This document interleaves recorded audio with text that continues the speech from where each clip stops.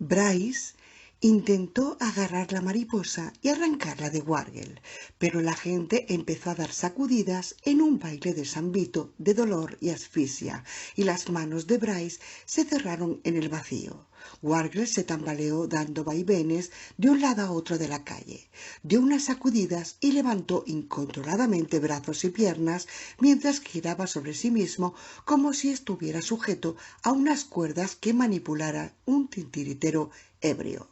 Las manos le colgaban inertes a los lados, lo cual hacía que sus movimientos frenéticos y espasmódicos parecieran especialmente pavorosos. Las manos se alzaban y se agitaban débilmente, pero sin el menor ademán de resistirse al agresor. Era casi como si Wargel, en lugar de retorcerse de dolor, estuviera ahora estremeciéndose de éxtasis. Bryce fue tras él e intentó acercársele, pero no lo consiguió. A continuación, Wargel cayó al suelo en redondo. En ese mismo instante el insecto se alzó y, suspendido en el aire, dio media vuelta batiendo vertiginosamente las alas y observando a su alrededor con sus ojos odiosos, negros como la noche. Un instante después voló hacia Bryce. El comisario retrocedió, trastabillando, y cruzó los brazos sobre el rostro, cayendo al suelo. La dantesca mariposa pasó zumbando sobre su cabeza. Bryce se volvió y alzó la vista. El insecto gigantesco se deslizó sin el menor ruido hacia los edificios del otro lado de la calle. Tal Whitman alzó el fusil. El estampido resonó en el pueblo, silencioso como un cañonazo. La mariposa se desvió a un lado en pleno vuelo. Hizo una pirueta, bajó casi hasta el suelo, remontó a altura nuevamente y continuó volando hasta desaparecer sobre un tejado. Stu Wargel estaba tendido en el pavimento de espaldas, inmóvil. Bryce se incorporó y acudió junto a la gente. Wargel estaba en mitad de la calle, donde había visto la luz suficiente para apreciar que su rostro había desaparecido. Dios santo, desaparecido, como si se lo hubieran arrancado. El cabello y los jirones de cuero cabelludo estaban erizados sobre el hueso descarnado de su frente.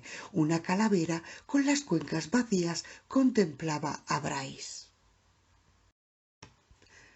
Capítulo 17. La hora antes de la medianoche.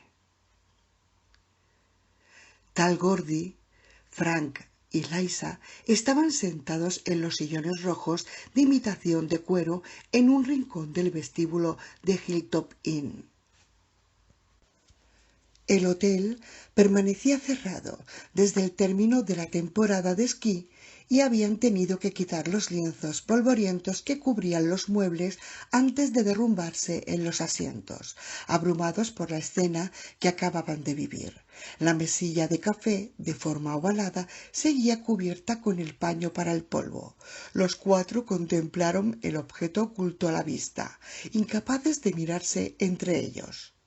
En el otro extremo de la estancia, Bryce y Jenny estaban inclinados sobre el cuerpo de Stu Wargel, que yacía en un aparador largo y de poca altura, colocado contra la pared. Ninguno de los ocupantes de los sillones tenía ánimos para mirar en aquella dirección. Sin levantar la vista de la mesilla de café, Tal comentó: «He disparado contra esa criatura y le he dado. Estoy seguro de haberle acertado». «Todos le hemos visto encajar el disparo», asintió Frank. «Entonces, ¿cómo es que el balazo no la destrozó?», quiso saber Tal. «Debería estar más que muerta después de un impacto así. Debería de haber quedado hecha pedazos, maldita sea». «Las armas no van a salvarnos», musitó Liza. Gordy, con voz distante y obsesionada, proclamó: «Ha podido ser cualquiera de nosotros. Esa cosa pudo haberme agarrado a mí. Yo estaba justo detrás de Stu. Si él se hubiera agachado o apartado de su camino...» «No», replicó Liza, «no. Buscaba al agente Wargel y no a otro. Solo al agente Wargel». «¿A qué te refieres?», inquirió Tal.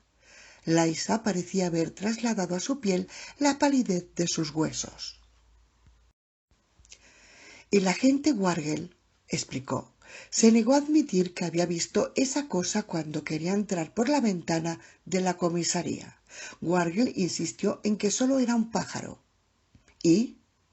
Y por eso ha venido a por él, concretamente, para darle una lección, pero sobre todo para dárnosla a los demás. Es imposible que oyera lo que dijo Stu. Lo hizo, le oyó, pero es imposible que le entendiera. Le entendió. Creo que le atribuyes demasiada inteligencia, insistió Tal.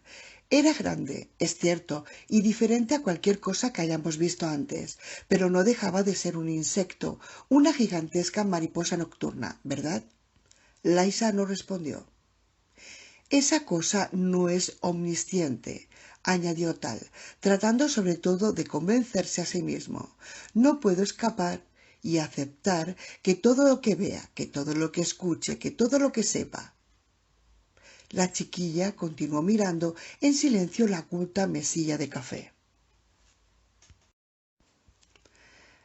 Jenny examinó la repulsiva herida de Wargel reprimiendo las náuseas. Las luces del vestíbulo no eran suficientes, de modo que utilizó una linterna para inspeccionar los bordes de la herida y echar un vistazo al cráneo. El centro del rostro destrozado del cadáver estaba mondo hasta el hueso. Todo el resto de piel, carne y cartílago había desaparecido. Incluso el propio hueso parecía estar dispuesto parcialmente en algunos lugares, corroído, como salpicado por un ácido. No tenía ojos. En cambio, alrededor de la herida de la carne seguía normal. Una carne firme e intacta cubría los laterales de su rostro desde el extremo de las mandíbulas hasta el hueso del pómulo, y la piel no presentaba la menor marca desde el punto central de la barbilla hacia abajo y desde el entrecejo hacia arriba. Era como si un artista de la tortura hubiera diseñado un marco de piel sana para destacar la horrenda exhibición de huesos que se exponía en el centro del rostro.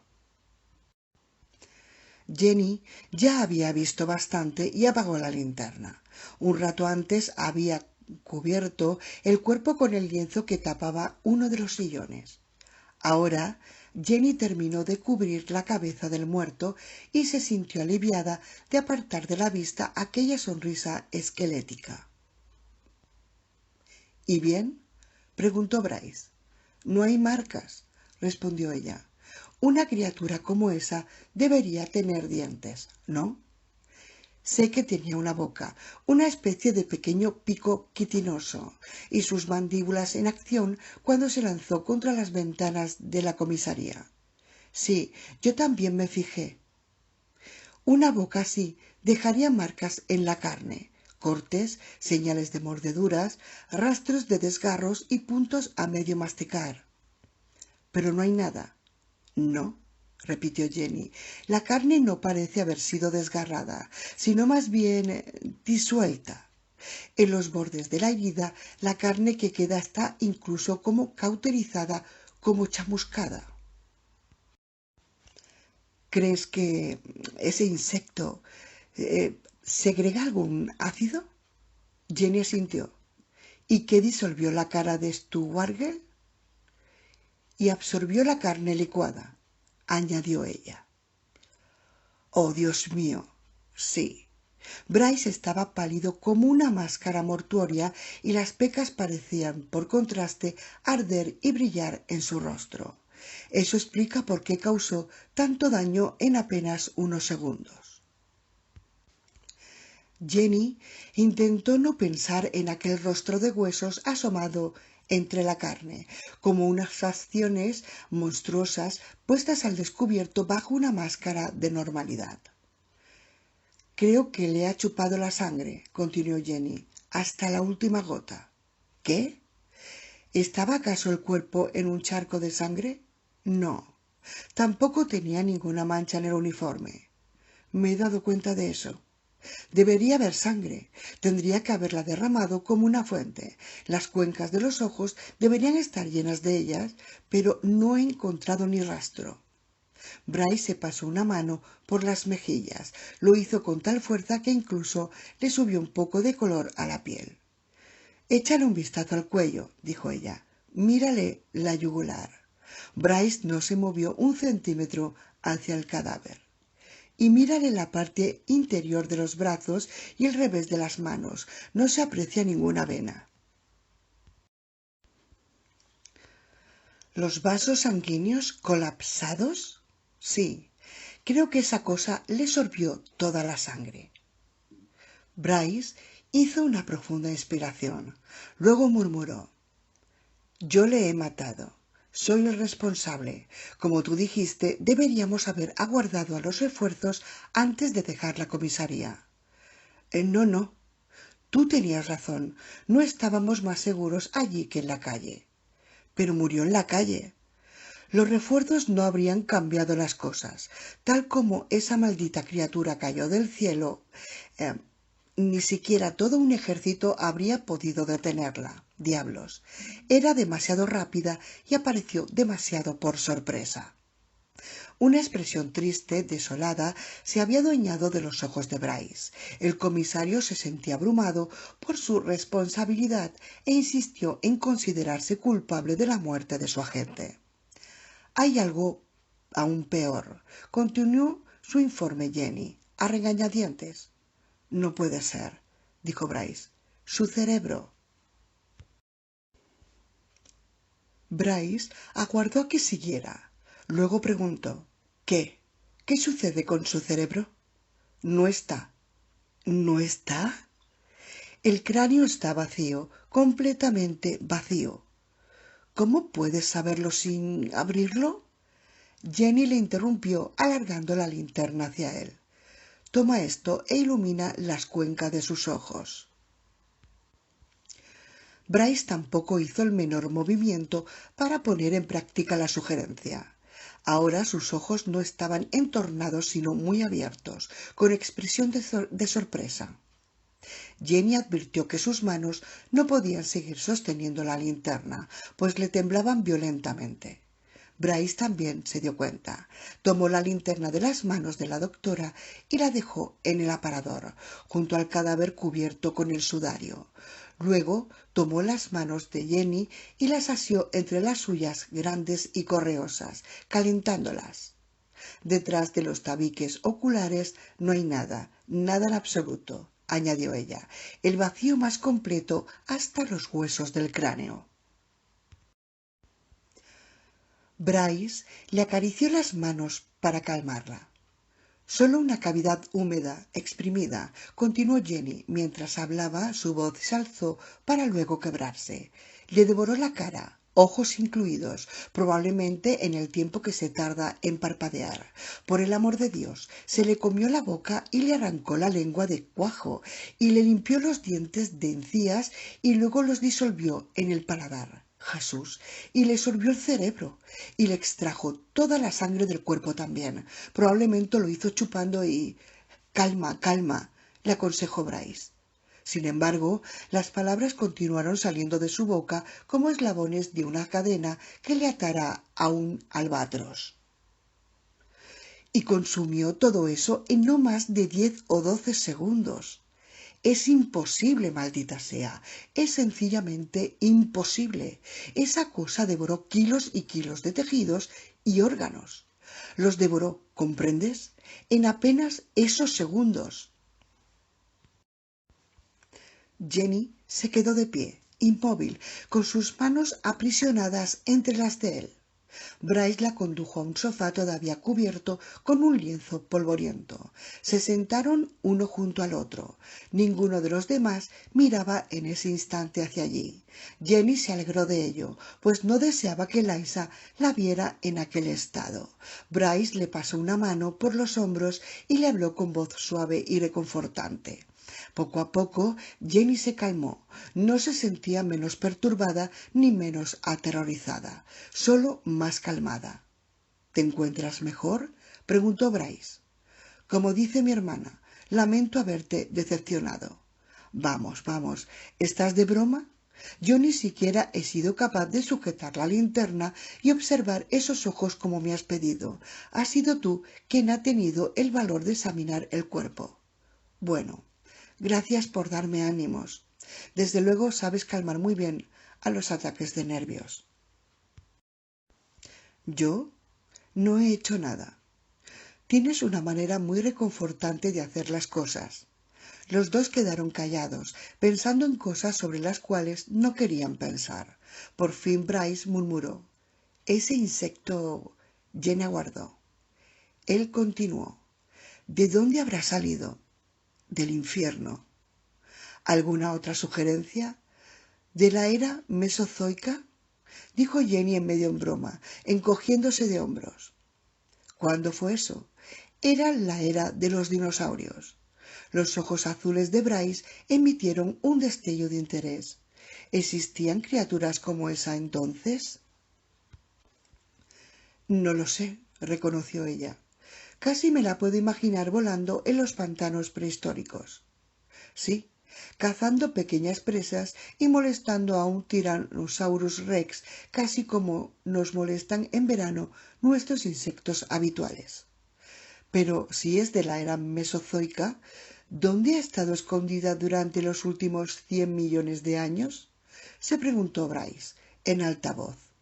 De nuevo, unos segundos de silencio.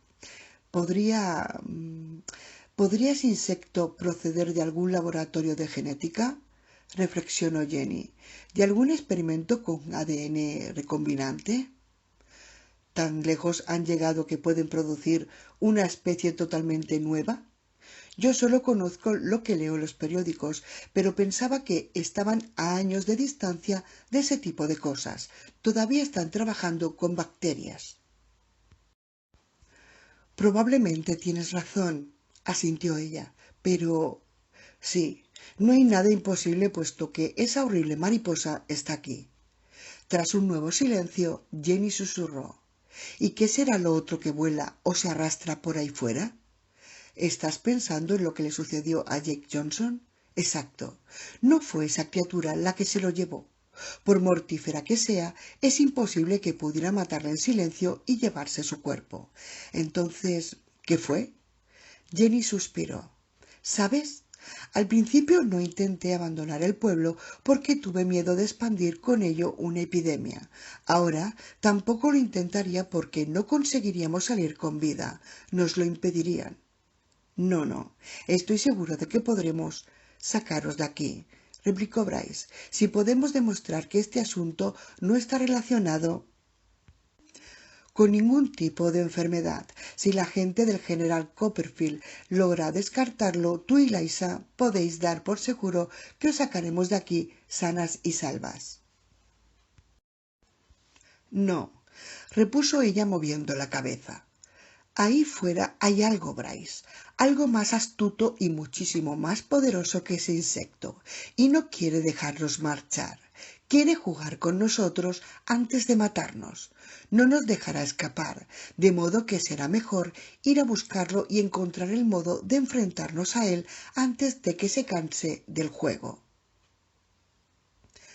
En las dos salas del gran restaurante de Hilltop Inn, las sillas estaban colocadas al revés, encima de las mesas y cubiertas con manteles de plástico verde.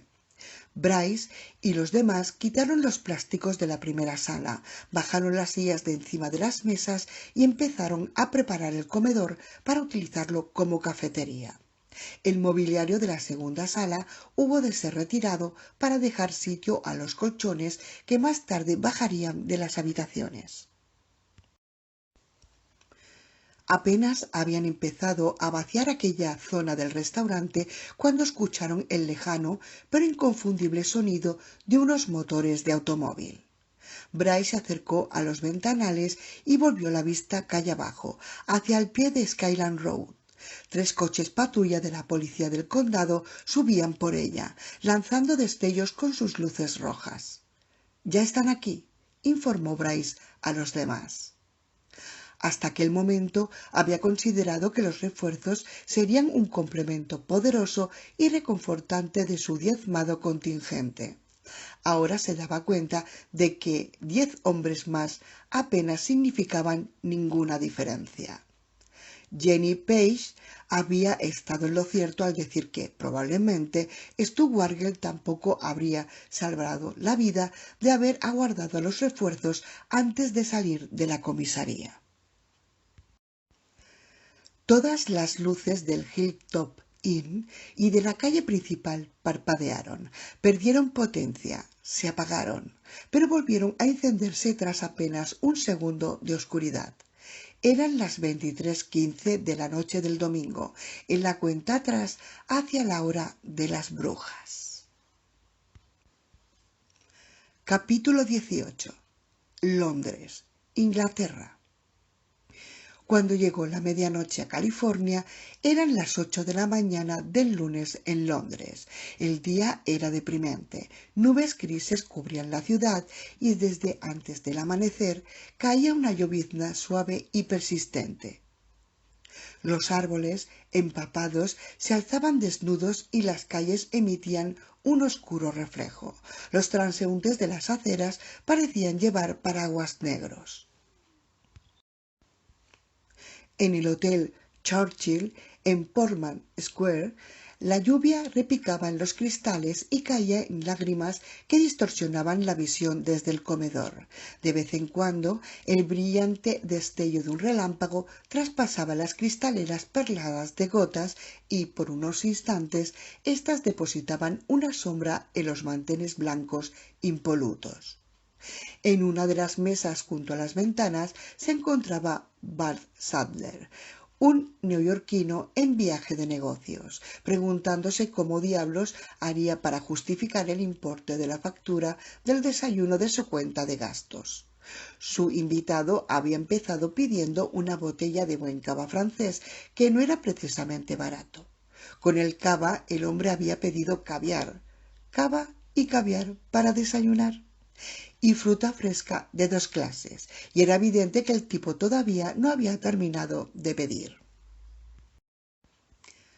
Al otro lado de la mesa, el doctor Timothy Flyte, objeto del asombro de Sadler, estudió la carta con deleite infantil. «Y quisiera un par de croissants», dijo el camarero. «Sí, señor», respondió éste. «¿Están crujientes?» «Sí, señor, mucho». «Espléndido. ¿Y huevos?», continuó Flyte. «2 sabrosos huevos, naturalmente, poco hechos, con tostadas y mantequilla». «¿Tostadas?», preguntó el camarero. «Además de los croissants, señor». «Sí, sí», dijo Flyte, jugueteando con el cuello ligeramente gastado de su camisa blanca, «y una loncha de jamón con los huevos». El camarero parpadeó y asintió. Flyte levantó por fin los ojos de la carta y miró a Bart Sadler. «¿Qué es un desayuno sin una loncha de jamón? ¿No le parece?» «Yo también soy un amante de los huevos con jamón», asintió Bart Sadler con una sonrisa forzada. «Muy inteligente por su parte», replicó Flyte con voz complacida. Las gafas de fina montura metálica se le habían deslizado por la nariz y ahora colgaban sobre la punta de ésta, chata y enrojecida. Con uno de sus dedos largos y delicados volvió a colocarlas en su sitio. Sadler advirtió que el puente de la montura estaba roto y vuelto a soldar. La reparación era tan chapucera que Sadler sospechó que Flyte había efectuado la soldadura por sus propios medios para ahorrar dinero. «¿Tiene unas buenas salchichas de cerdo?», preguntó Flyte al camarero. «Sea sincero conmigo. Pienso devolverlas inmediatamente si no son de más calidad». «Tenemos unas salchichas excelentes», le aseguró el camarero. «Yo también soy aficionado a ellas». «Traiga salchichas, entonces». «¿En lugar del jamón, señor?» «No, no, no.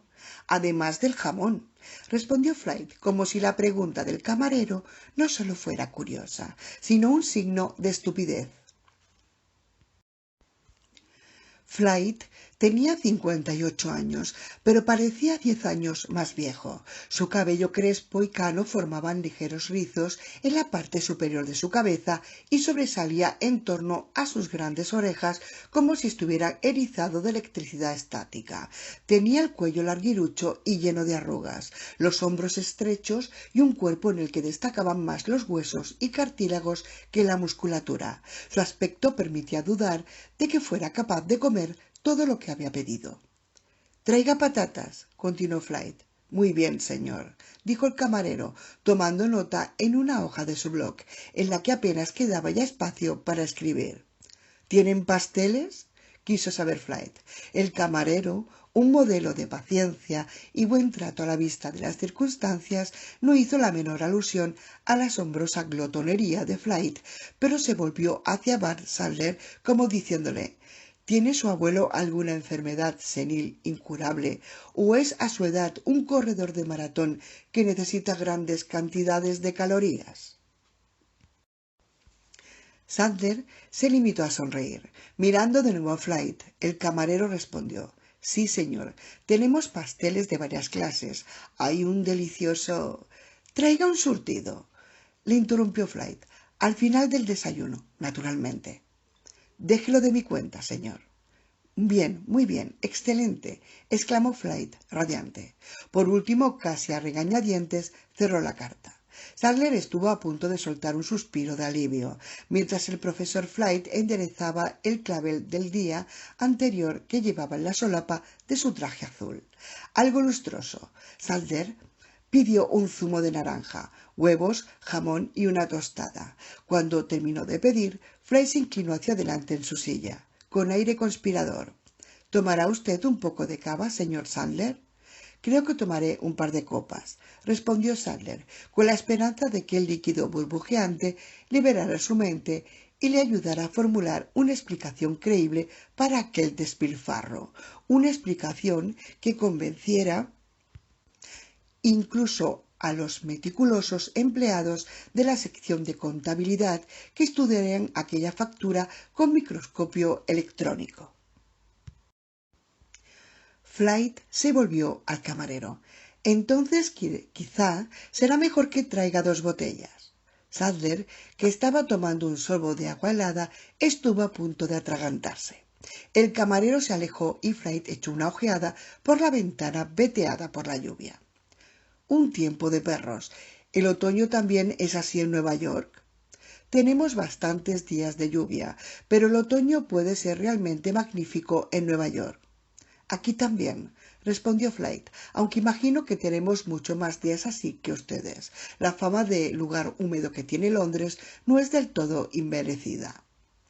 El profesor insistió en charlar de trivialidades hasta que le sirvieron el cava y el caviar, como si temiera que, una vez tratado el asunto que les había llevado allí, Sandler se apresuraría a cancelar el resto del desayuno. Mientras Sandler pensó que estaba ante un auténtico personaje sacado de Dickens. Cuando hubieron brindado a la salud de ambos, tras dar un sorbo a su copa, Flite dijo por fin: «Así que ha venido de Nueva York para verme, ¿no es eso?» Sus ojos expresaban contento y curiosidad. «En realidad, para ver a varios escritores», respondió Sandler. «Hago el viaje una vez al año para sondear los libros que se están escribiendo. Los autores británicos son populares en Estados Unidos, sobre todo los que se dedican a la novela de acción. Maclean, Follett, Forsyth, Bagley y esa gente. Sí, algunos de ellos son muy populares». El caviar era soberbio. A instancias del profesor, Sandler probó un poco con cebolla picada. Flite untó un pedazo de tostada con una cucharadita de huevas y lo engulló sin aditamientos. Pero no solo busco una novela de acción. Voy tras libros muy diversos, de autores desconocidos incluso, y en ocasiones sugiero proyectos, incluso cuando tengo un tema para un autor en concreto. Al parecer, ¿tiene usted algo en mente para mí? En primer lugar, permítame decirle que leí al antiguo enemigo cuando se publicó y que lo encontré fascinante. Sí, Hubo algunas personas a quienes les pareció fascinante, replicó Flight, pero la mayoría se enfureció al leerlo. He sabido que el libro le creó algunos problemas. Eso fue prácticamente lo único que me dio. Por ejemplo,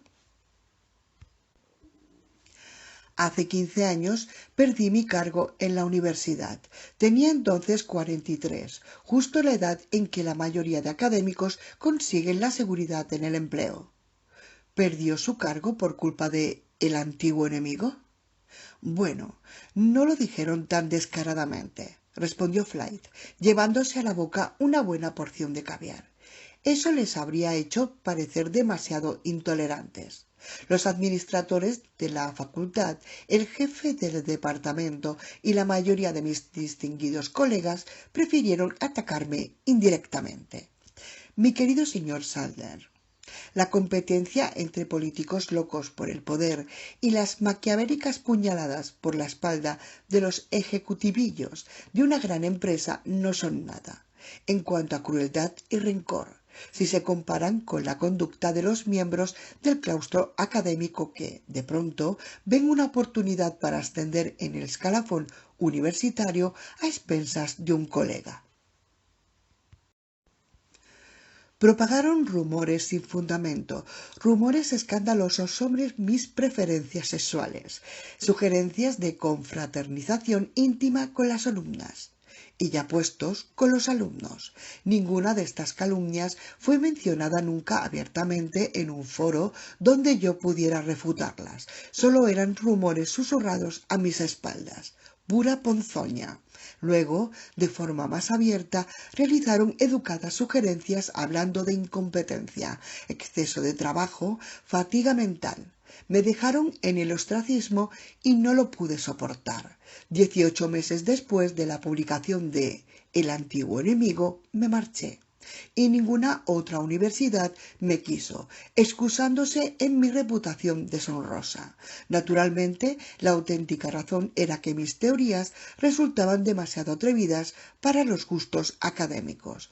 Fui acusado de intentar ganar una fortuna complaciendo el gusto del hombre corriente por la pseudociencia y el sensacionalismo, de poner en venta mi credibilidad.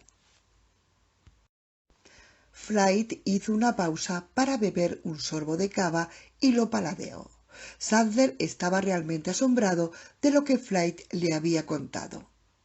Pero eso es ultrajante. Su libro era un tratado para eruditos. En ningún momento estuvo dirigido a las listas de ventas. El hombre de la calle habría tenido enormes dificultades para leer El antiguo enemigo. Hacer una fortuna con ese tipo de obra es prácticamente imposible. Hecho que pueden certificar mis declaraciones de derecho de autor, asintió Flight, mientras terminaba de comerse el caviar. Usted era un arqueólogo respetado, dijo Sadler.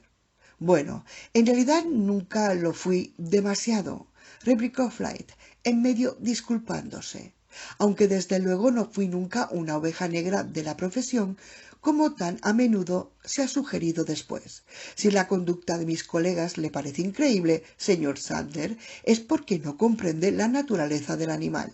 Me refiero al animal científico.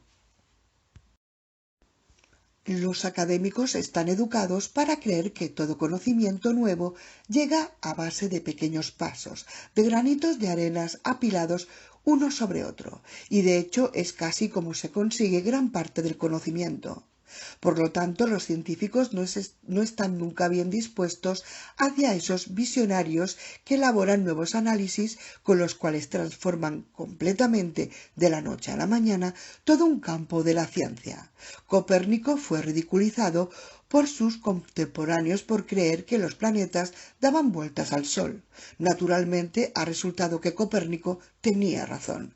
En la historia de la ciencia hay incontables ejemplos parecidos.